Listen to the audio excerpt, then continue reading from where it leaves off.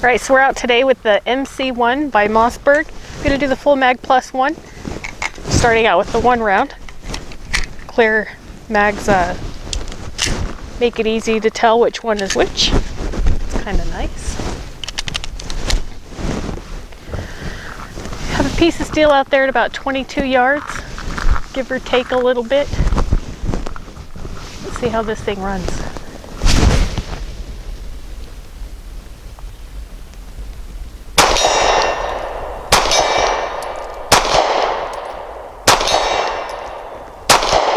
The gun runs fine.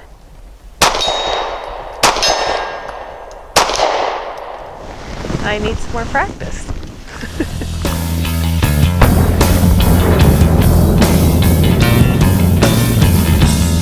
What's for dinner is a picnic dinner. This time we're using this concrete block. Our table has disappeared. Hopefully it just got left at home. Anyways, we've got 3 shots of 10 different loads. I'll let you take a look at them here, and I want you to notice that the bullet profiles are different in how long they are overall, the curvature or ogive, if you will.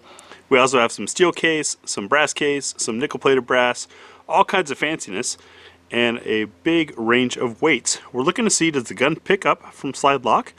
Is there enough energy from the round to cycle the gun and feed the next of same type?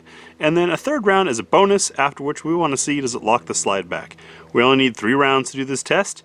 Anything past that is testing the magazine, which we do in the full mag plus one. Let's see how it goes. So we're going to be starting today's What's for Dinner off with the RNP by Inceptor. This is the 65 grain. Let's find a place for this box. That's what she said. I'm going to start at circle number 1. A little shaky today.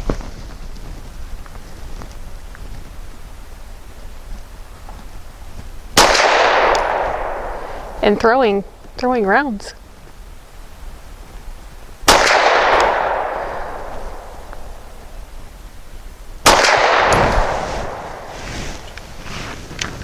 That was interesting.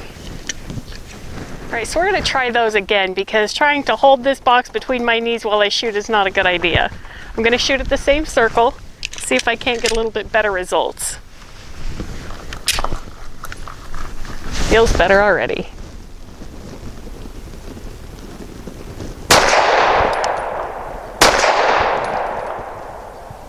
Oh. What happened? The slide didn't go all the way forward. I pushed it, and it went just fine. And it did lock back. All right, next up is the Winchester Super Clean Zinc Core in 90 grains. I'm gonna aim for circle number 2.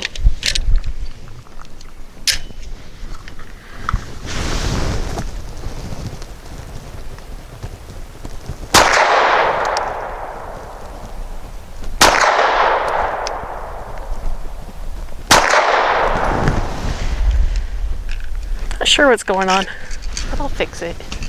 And next is the Honor Defense lead-free hollow point, and this is at 100 grains. This time I'll aim for circle number 3. Looks like I already have one there.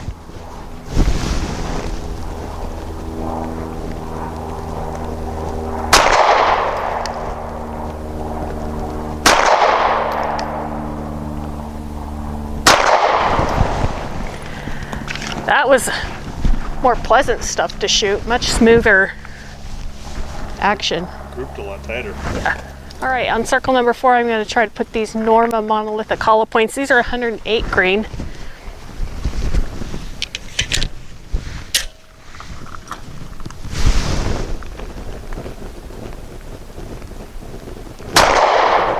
I pulled that.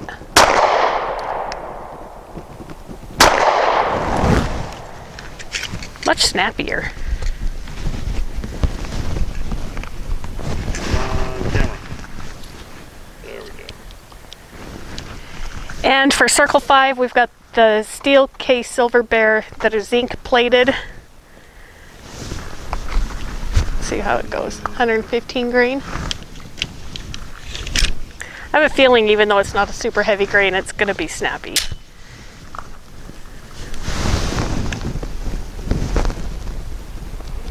This gun's small for my hand, I think.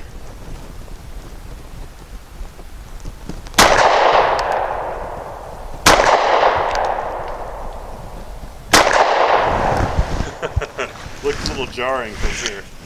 Yeah, could definitely feel them. Now on to circle number 6, the Perfecta 124 grain. This is some of that affordable stuff you find at like your Bass Pro and Cabela's. Notice that the curvature starts, or the ogive if you will, starts a little higher. So these are kind of a fat nose for a 124. And I will be trying to hold on to this thing with the flush fit magazine. Yay. Target number 6.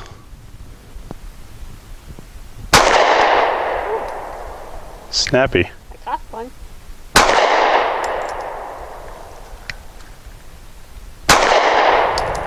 Definitely snappy.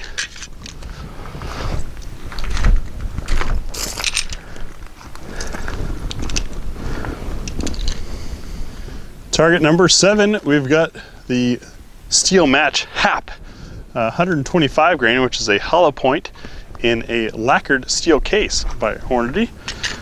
This time with the extended magazine. Oh, I get all 3 fingers. This is going to be fun. Here we go.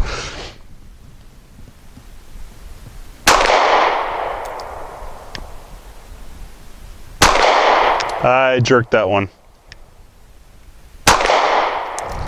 And you can definitely see on the target. Guess which one Graham jerked? For target number 8, we've got Hornady's Critical Duty. Sorry for those of you that don't feel your duty is critical, but in which case, you've got this ammo to help you out. This is 135 grain flex lock. It's a rather narrow tip, pointier bullet for a hollow point. And back to the dangling finger teacup.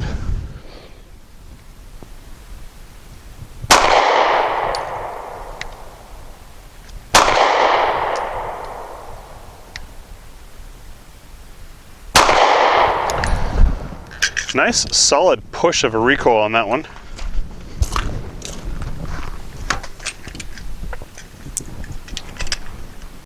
Target number 9, Federal Syntech, the purple stuff, 147 grain training match. Kind of interesting blend of principles there, but it's purple, and with these magazines, you can see it's purple. So we've got that going for us. Target number 9.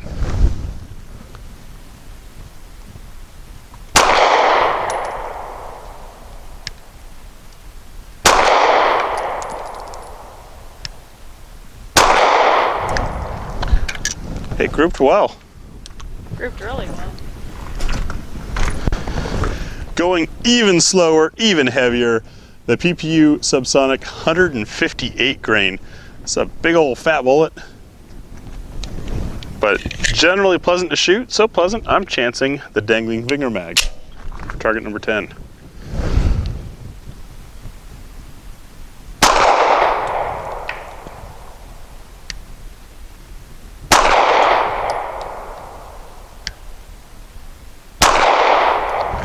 Smooth shooting. Nice. And sounded pretty quiet. And tight grouping. 5 shots from 7 yards. I'm taking the finger rest advantage, and we'll be using the Norma Hexagon 124 grain. This stuff is usually pretty good. You've seen it in our What's for Dinner, and it's an intermediate bullet weight, since this gun seems to be kind of on there, kind of off. Of course, we all have our good days and bad days on the range, which is part of why we have 2 shooters on the channel, because my good day or bad day, Tia's good day or bad day, shouldn't distort your opinion of the firearm.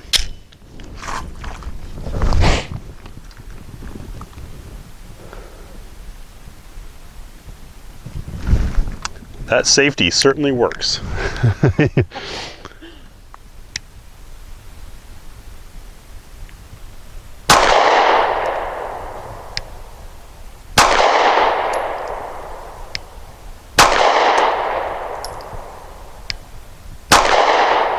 I totally mashed that one. Embarrassment. And that one too. See folks, 3-shot groups, always easy. 5-shot groups, it requires more discipline. I mashed it, I threw those 2. I hope you'll see those first 3 as an indicator of the gun, not all 5, or I called that I mashed it. I drew the short straw. But my 5 yards will also be with this Norma hexagon. 7 yards. 7. 5 shots at 7 yards. That's what we're gonna do. And I'll aim at the right circle square.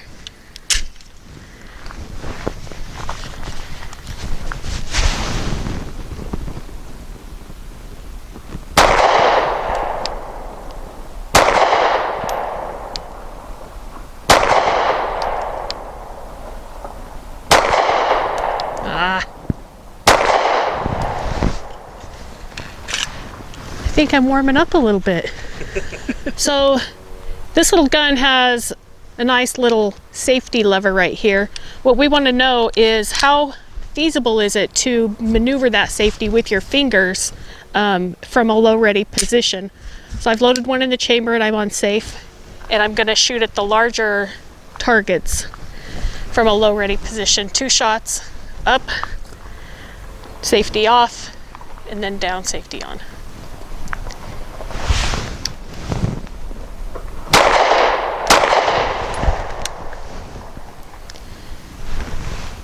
Oh, see, that threw me a little bit.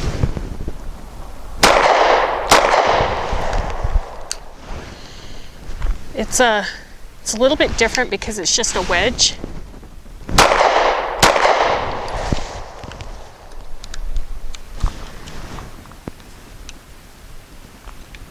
So how'd you feel about that? It's not very noticeable, and I don't know if that has anything to do with my fingers always being cold and not being able to really feel, but it's not very definitive between the magazine or the trigger well and where that safety was. So I did have to make an effort to feel for it. Now, contrary to that, on the other side, putting it on safety, dropping your non-firing hand over it, it goes right back on to safe really easy, but moving it out of safety was challenging for me, but it's very effective. All right, so same drill. I am using the finger rest thing here because we want to see how practical that is. T and I both have very different hand sizes, so it'll be interesting to see if it can be bumped one way or another, what's more comfortable. Well, I have experience levels in trying all of these new things. It's true. I've shot a few guns on this channel. I'll be aiming at the lower giant circle. Doesn't really matter so much. It's a bit of a small circle for a defensive drill. Sure, you always want to aim small, miss small, but most of the folks out there, especially on YouTube, are shooting at giant plates of steel where no matter what, you pretty much hit it. So this is a pretty small target, but once again, our point is to test the feasibility of that cross bolt safety that makes this gun so unique. So starting down on safe, come up, try with my trigger finger. That is a far reach. Thumb, easy to hit that. It's just past the magazine release like Tia said. I'm gonna try middle finger now, since that's what I use on ambi mag release guns, since it's really far back for me to get my trigger finger there. No, that doesn't feel right. It's too small of a gun to do that. I'm gonna go trigger finger again. So doing that, I rushed the shot and threw a little high just to the top of my target circle. I think it's because it's causing a sense of racing my trigger finger to the trigger after I deactivate that safety. Try a third time here, coming up. And those I mashed, and I think what's happening, and once again, this is all training. You're witnessing our first time experiencing this. That's why these videos are called Shooting Impressions. We want to try to convey what you might experience. Is to come back and push that, I'm opening up my hand. So I'm loosening the support that I would normally have on the left side of the gun. And that's almost giving me the sensation as if you're holding the gun too low and you have all this gun floating around up top. So when I've got an empty gun here, but safety on, when I come up, for me to push that button, I have to kind of open up my hand, just have it. Maybe I don't have the muscle memory yet. And then I'm feeling this race to get back on the trigger and on the target, and that's throwing the shots a little bit. Tia will pan over and you'll see where shots hit. Might be a little confusing with all the stuff on the target there. We've got one at the 11 o'clock. That's the one that kind of threw high, and quite a few there that were mashed low. And that mashing is from racing to the trigger. All right, so my impressions of this gun, you would think having small hands and being of a smaller frame that it would work, but something about the design I don't know if it's how narrow it is because it's a single stack, it's not very comfortable for me, and I have a little bit of a trouble getting my hands in the proper position to shoot better than what I shot today. But as far as the feel of it, it's very pleasant. It doesn't push back into my hand, it doesn't rock my wrist back, I don't give it any trigger slap. Yeah, aside from it just being a little too narrow, I think for me, it's a really pleasant little shooter. So my impressions on the MC1SC, obviously as a single stack 9, some might say Mossberg was late to the game after the craze had already hit and everybody had already had version 1 through 3. But considering it had been about 100 years since Mossberg had made a handgun, late to the game is not even funny. What did they do with that time? Well, the ergonomics of the gun I find to be very pleasant. It is very slim, which would make very comfortable for carry. And let's be honest, folks, guns like this are intended more for carry than for range time. Yes, you need to practice with whatever you're carrying, but you can't expect these subcompact single stacks to be your favorite range gun. They're not. That's not what they're meant for. So the ergonomics are good there. The trigger has kind of a squish break. It's almost a crunch, if you will. You're mashing a piece of cereal under your finger crunch, but it's predictable every time. So it's just a matter of getting used to it. The mag release is great. The translucent magazines, why not, right? It's the 21st century. Might as well. I like that. The slide serrations are great. All the ergonomics and handling of the gun, especially the recoil. Compared to, I think this makes our 10th single stack 9 that we've got, this is one of the smoothest. The only single stack 9 that I would say I prefer over this is just because it's got a longer grip, and so my hands fit more onto the gun. But just straight up gun versus gun, this is a spectacular gun, and if it weren't for all the Glockophiles just glocking all over the place, I'd say Glock would have something to worry about, because to me this is a far superior gun than the 43 as far as handling and ergonomics and recoil mitigation. Good job, Mossberg, on this one.